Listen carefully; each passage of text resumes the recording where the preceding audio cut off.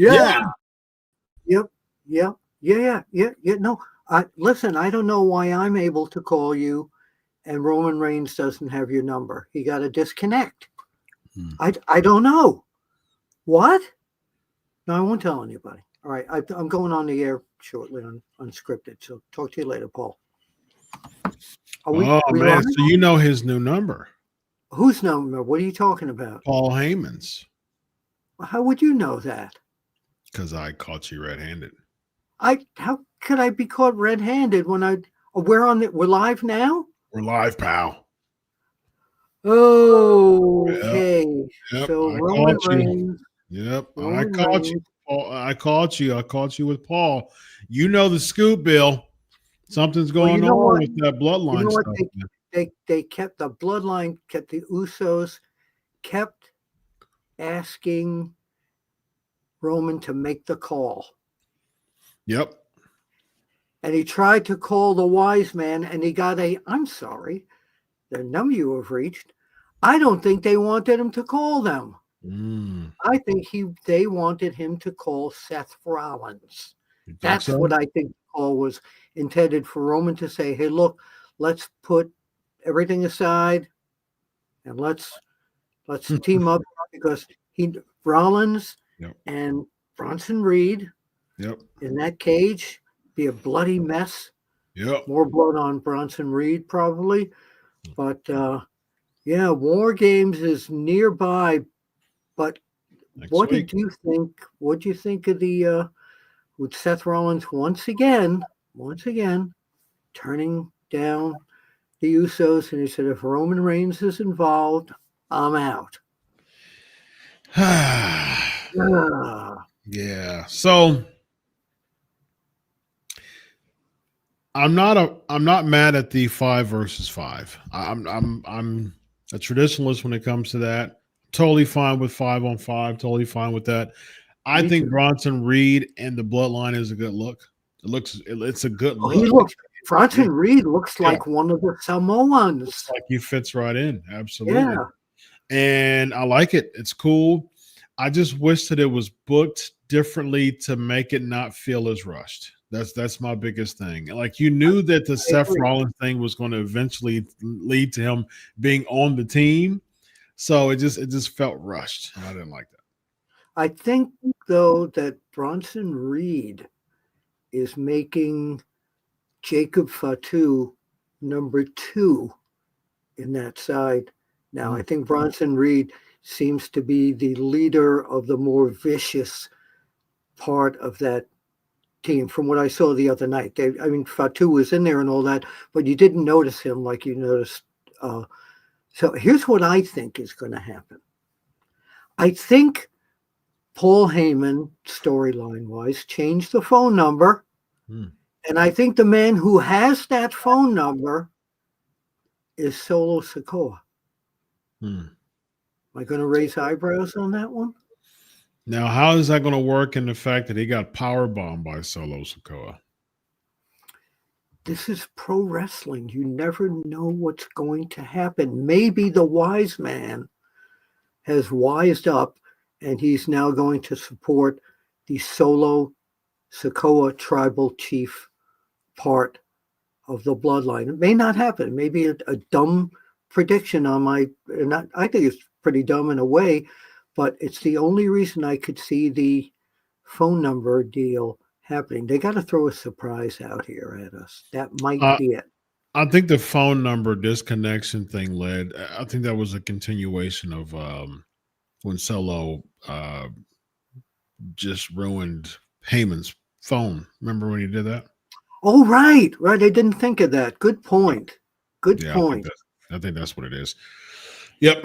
And he got a new number because his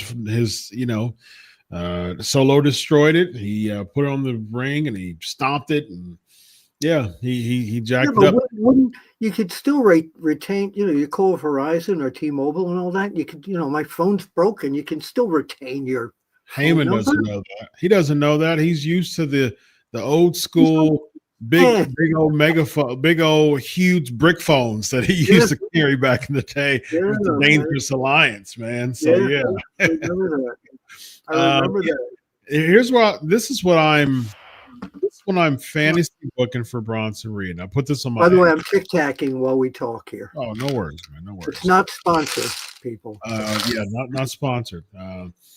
Teddy Long calls it my tick crack. Yes, you have let us know that before. Yes, indeed. All right, so this is what I'm fantasy booking for Bronson Reed. One thing I don't like about Bronson Reed is the fact that they keep feeding him to people. They push him up and they feed him. They push him up and they feed him. And so I'm like, I don't like that. They're doing it. They did the same thing with Shinsuke. He came back on last week. We'll see where that goes, but they just push Bronson Reed up to feed him. This is what I think they should do. I think that, unfortunately, to the Shinsuke point, I just don't see Shinsuke being the one defeating LA Knight. I don't see that. But what I do see, what I hope to happen, is that Bronson Reed stays on SmackDown. I mean, what's the point of him being on Raw? I mean, there's nothing attached to Raw right now. No point. It's ridiculous. So he goes to SmackDown. He stays with the Bloodline faction, with the new Bloodline faction. I hope so. So what you do is you have Bronson Reed just run roughshod, get some big wins. And what you do is you have him defeat LA Knight for the United States Championship. And now he's U.S. champion. And then you have some dissension between Bronson Reed and Solo Sikoa eventually toward especially during the turn of the year. You got the hype and stuff like that. What you do is have Solo beat LA Knight at the Royal Rumble. And then what you do is between Royal Rumble and WrestleMania, you have Solo say, not Solo, have Shinsuke. No, you said no. Solo beat LA Knight. I mean, no, have Bronson Reed. Bronson Reed beat LA Knight, not Shinsuke. No. Okay. Bronson Reed beat LA Knight, become U.S. champion. So what you do is now Bronson Reed is the U.S. champion. He's the only one with Solo championship there. And you have Solo get a little bit of the jelly. He get a little jelly. He was his like henchman. He was his heavy. And now Solo, he wants to be that tribal chief. He wants to go. So what that does is he eventually tries to force Bronson Reed to hand him the United States Championship and acknowledge him as the true tribal chief. But Bronson Reed refuses. And this causes the rest of the bloodline to turn on Bronson Reed. Bronson Reed is a babyface going into WrestleMania. Bronson Reed versus Solo Sikoa for United States Championship. There you go. That's you know what? You know what? I got another idea. Okay. We find out that the man behind getting Bronson Reed into the Solo bloodline is none other than the wise man, Paul Heyman. Can you imagine Heyman coming out with Bronson Reed and saying that he's the one that made this really happen? I think that'd be a great angle. See, I think I've already said my theory when it comes to Paul Heyman, and I stand by it. I think Paul Heyman is one of the greatest managers in the history of pro wrestling. He's really into it. I love his passion, but his kryptonite is that he's not the best manager of people who are lower than him as far as overness or popularity. He doesn't really have a good track record with that. Like Paul Heyman's personality is so big that it's only effective when he manages people who have bigger personalities or is more over than he is. It flouted like a lot of people, right? He overshadowed Ryback. He overshadowed Curtis Axel. He overshadowed what was the other one that he oh goodness. What's the guy? Luther Reigns when he was with him, Matt Morgan. You know, like there was a bunch of people that he overshadowed, and he had because he was a stronger character than they was. They were. Cesaro was another one. He managed Cesaro. He was a stronger character than he was. Say that again. No, I said good point, David. David Duffett mentioned Cesaro. Oh, he said Cesaro too. So yeah, Cesaro was another one. So all of these people, he had a bigger character than they were, and he wasn't able to propel them because he basically took the shine. But he worked with CM Punk because CM Punk is a stronger character than he is. He worked with Roman Reigns because Roman Reigns is a strong character. Worked, of course, with Brock, of course, with Big Show.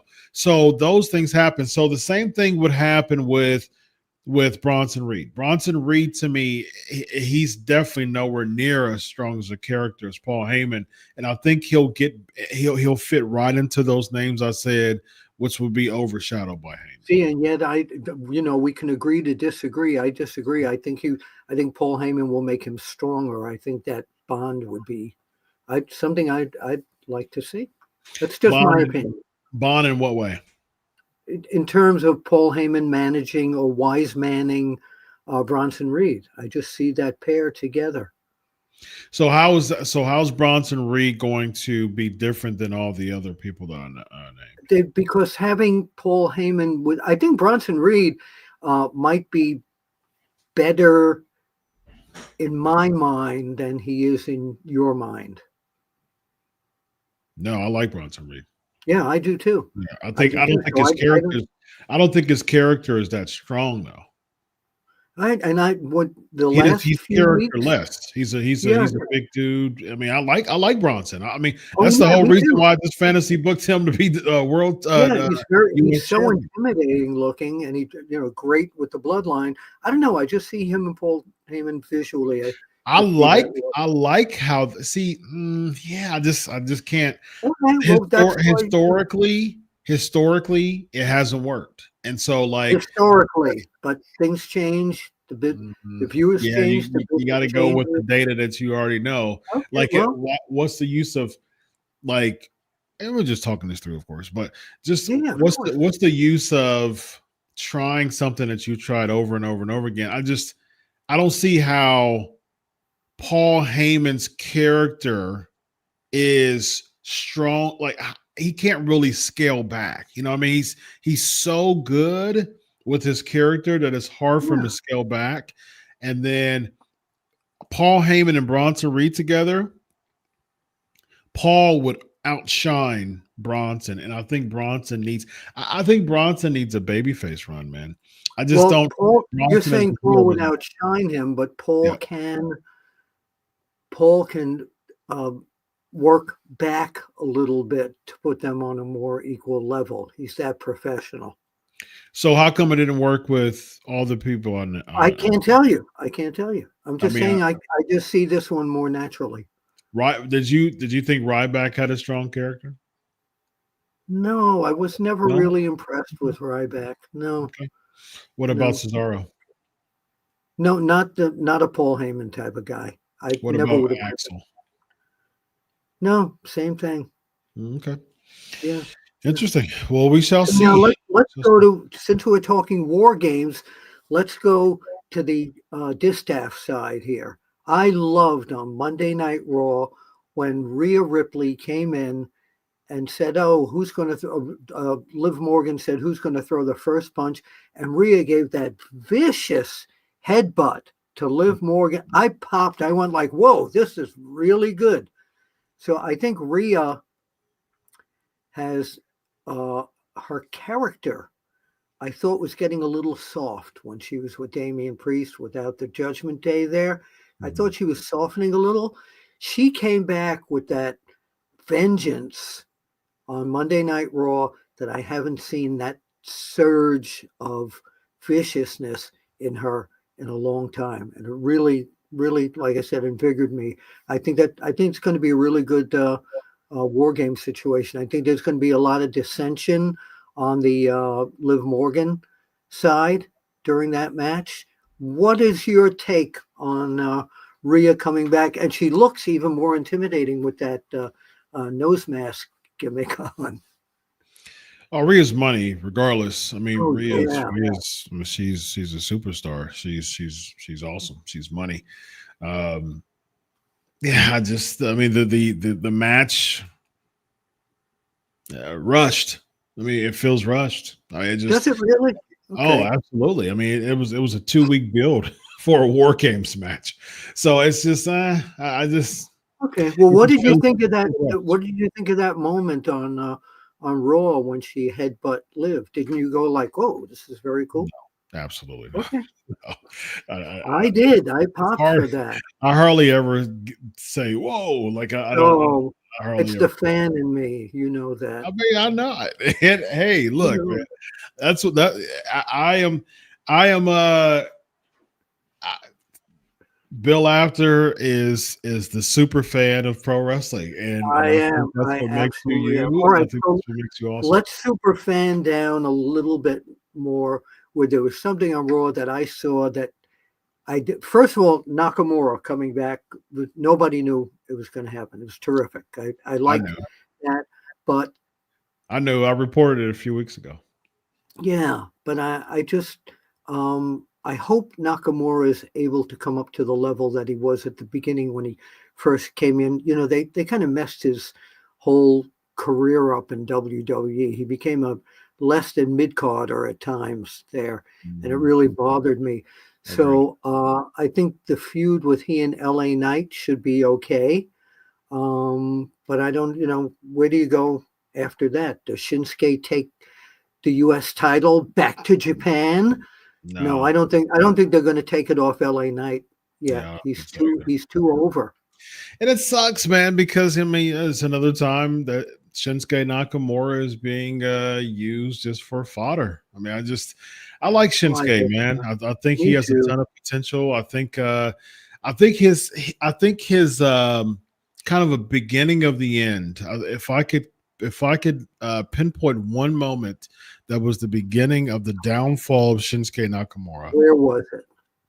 It was at WrestleMania 34 when he lost to AJ Styles in their WWE Championship match, and he turned heel, gave him the low blow.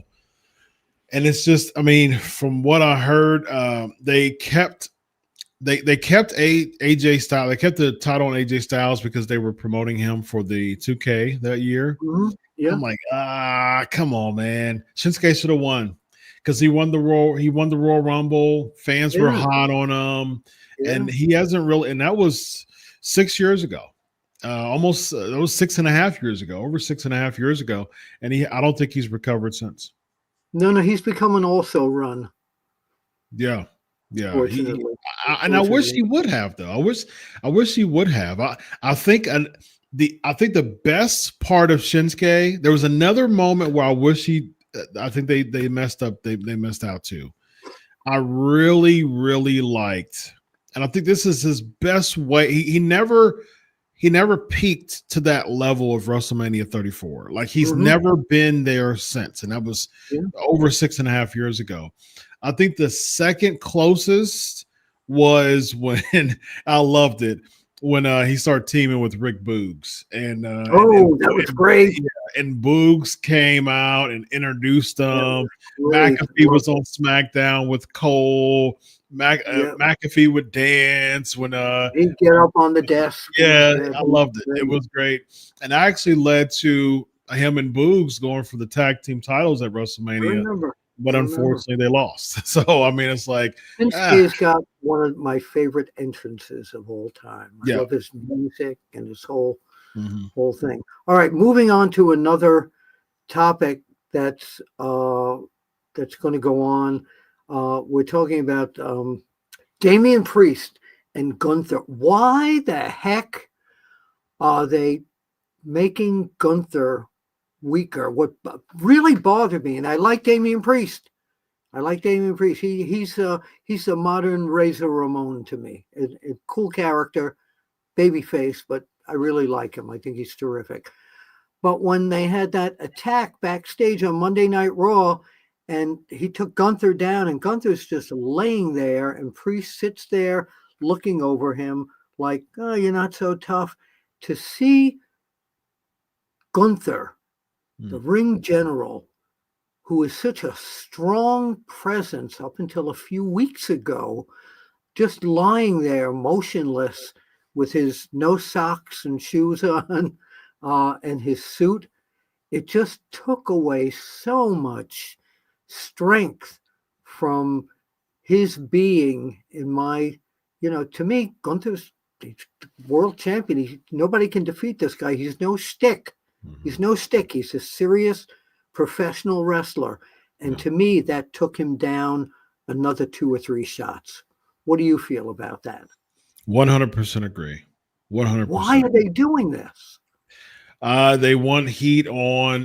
They want to protect Damian while having him lose at Survivor Series.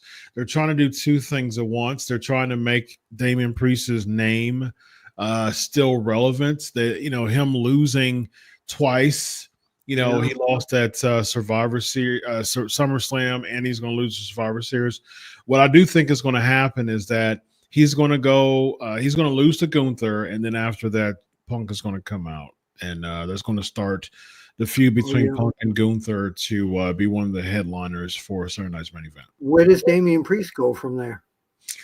See, I fantasy booked that too for WrestleMania. I think he'll be kind of floundering in the mid card. Probably Kaiser, maybe. Yeah, sure. He's another one who's floundering, but Kaiser basically is in the Intercontinental title feud now. I actually wouldn't mind Priest and Braun for a small feud for a while. Right now, they're just going to be doing a lot of filler stuff. That's the unfortunate part between like Survivor Series and Royal Rumble. It's just like 2 months of filler, and I think we're going to get a bunch of filler. I do see, as far as WrestleMania is concerned, it's fantasy booking. I do think we should see this. What I would be interested in is you have basically Damian Priest having a couple filler feuds. And then what you do is you have you start to see dissension within the Judgment Day, which is already happening, of course. You continue to see more dissension within the Judgment Day, and this leads to so you can easily do a match on Raw, Judgment Day, Carlito versus Damian Priest. They're still beefing, things like that, whatever. You have Finn break away from the Judgment Day. They attack him. They take him away, and then what you do is you have Damian Priest basically come and save Finn. He earns the respect from Damian again. And what you do is this can set up a tag team match. You can have Dominic and Carlito or JD McDonough, whoever you want to put in there, against Damian Priest and a returning Demon Finn Balor. See, I don't feel that at all. I'm like, I don't know where they're going to move Damian. I mean, I'm listening to what you're saying, but he's at the top of where he's going to be in terms of the feud with Gunther at this point. I think they're telegraphing that he's going to beat Gunther. This is why Gunther's looking weak. He's looking weak, so Damian Priest is going to be able to defeat him. But Gunther's got to come out on top on this one. Oh, Gunther's going to win. Yeah. Gunther, that's why I'm concerned about Damian Priest and, who on the roster is the right guy for him to single wrestle with, that people are going to care about that feud. Something's got to happen to cause him to lose that match. For Damian Priest, something's got to cause him. Oh, that's not going to happen. What's that? That's not going to happen. See, Bill Apter is coming over to the world of psychology. I like what you said there, Bill. You just said that WWE is going to have to put him in a feud with someone who the fans care about. That's something that I would say. It's just not simply booking matches. Let me go a little further with that. In that they're already Ludwig Kaiser and Gunther are butting heads already, right? So Ludwig Kaiser causes the loss for Damian Priest. Then they have their feud, and it kind of, evens them off. But he's got a reason to feud with somebody. Now, why would Kaiser care about Priest and Gunther? I need a tick crack here. Actually, my other sponsor, Sparkling Ice. they don't sponsor us. Hang on. What was your question?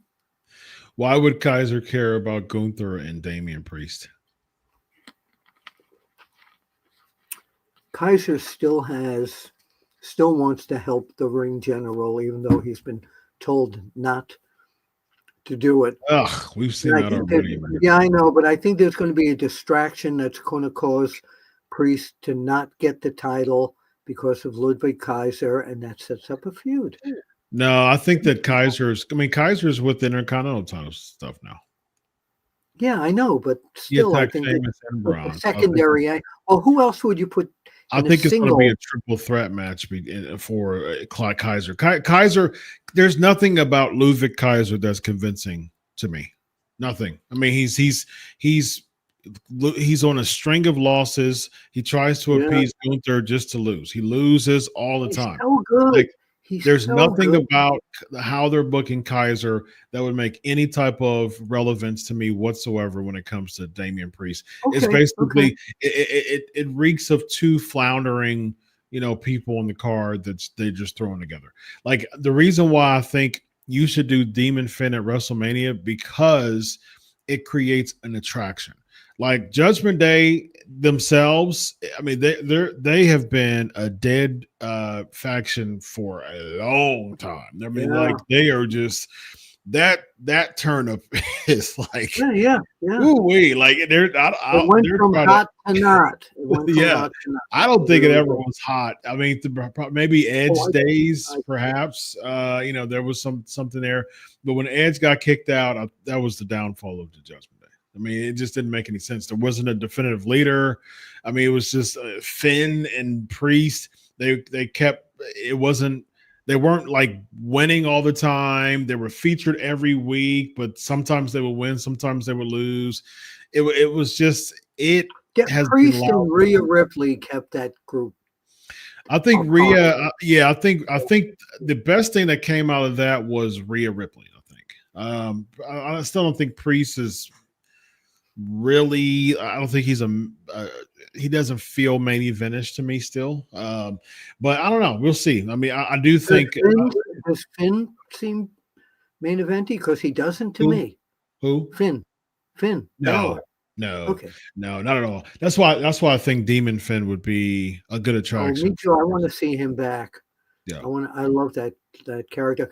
Before we go, the Jake Paul Tyson dance that went on at the very end. At the very end.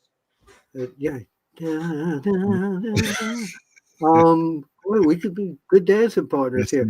At the very end, of course, Tyson and Logan Paul have their words, and I just saw all the WWE heads go up like, we got to do something with Tyson and the Pauls. You think something will happen? I do. Not with Tyson, no. Well, I think with Tyson, maybe not as a wrestler, but somehow getting involved in something that Logan Paul does, coming back because of that little thing. I don't know. I don't know what yet. I haven't figured it out in my mind. There's still some money in that.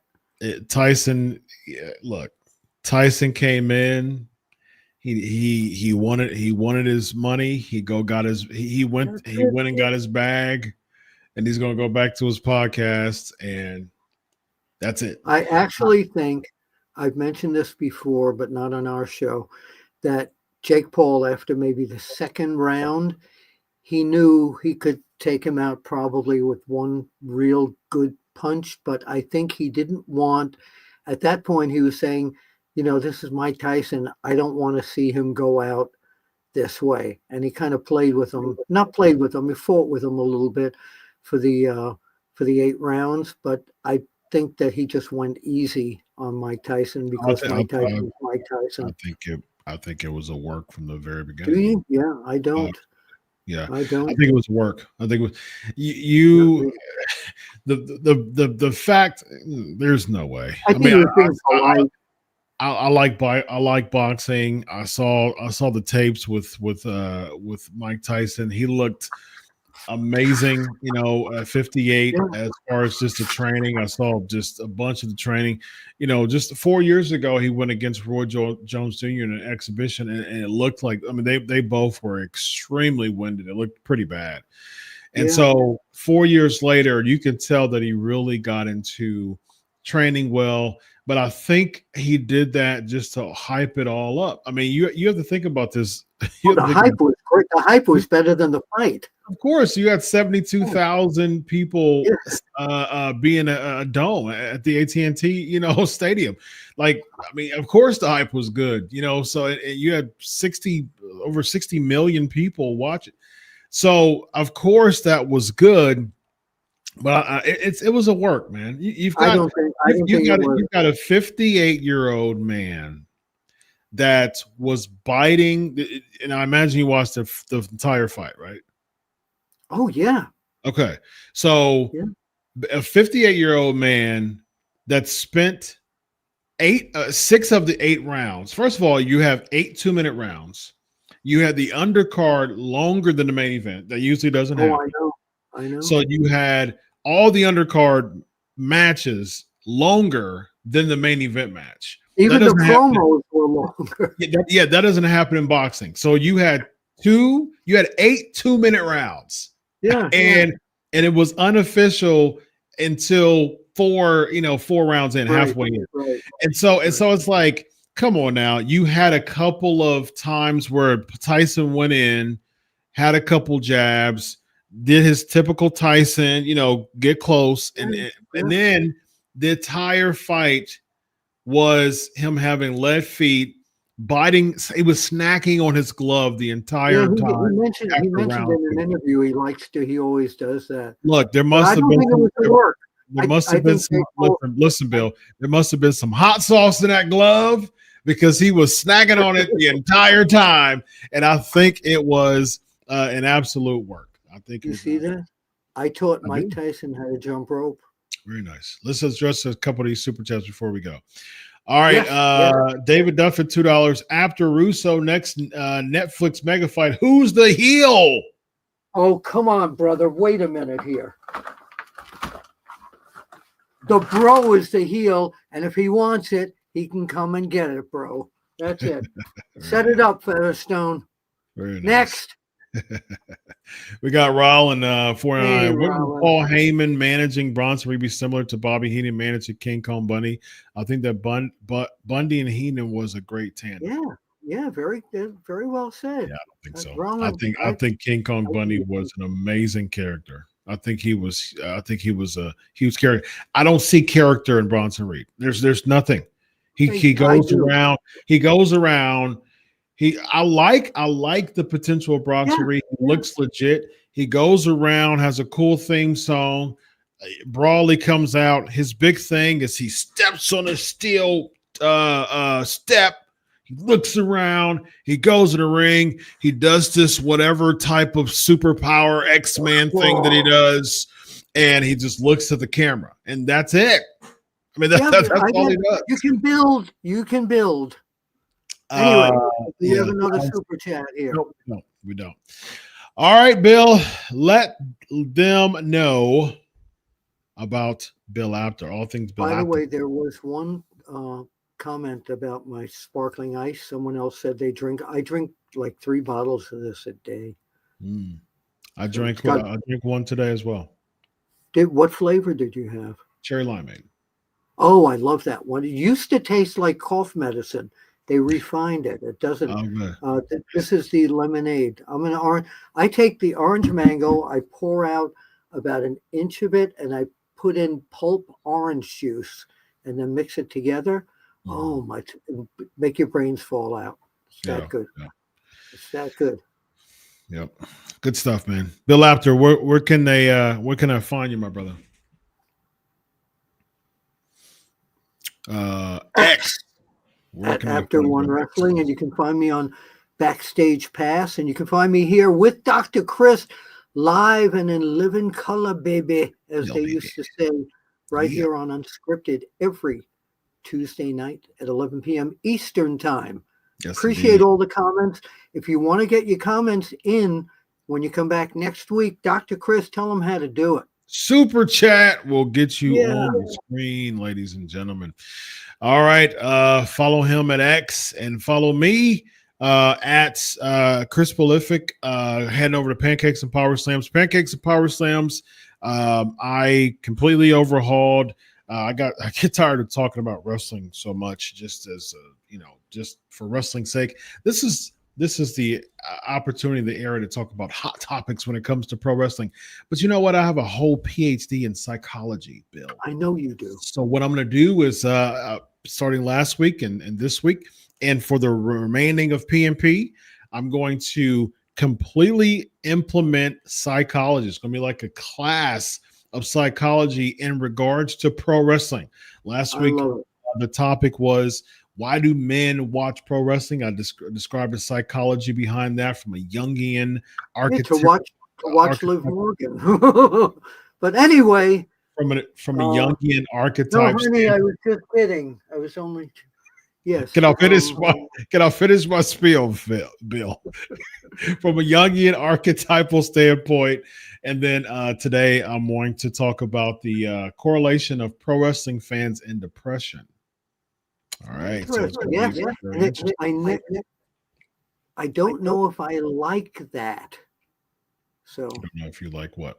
Not the topic. Pro wrestling fans in the press room. I said in depression, Bill Apter. Come on. Oh, I thought you said in the press room. No, that has nothing to do with psychology. There are a lot of them in the press room. Yes, they are. You know that. You've been there. You've seen them. Yes, I have. Yep. Yeah. Well, I'm going to talk about escapism and depression and its relation to pro wrestling fans. And so it's going to be an interesting class session with the doc. And I'm heading over there now. Until then, this guy right here is Bill Apter. And this guy over there is Dr. Chris Featherstone. We'll see you at the matches. So long.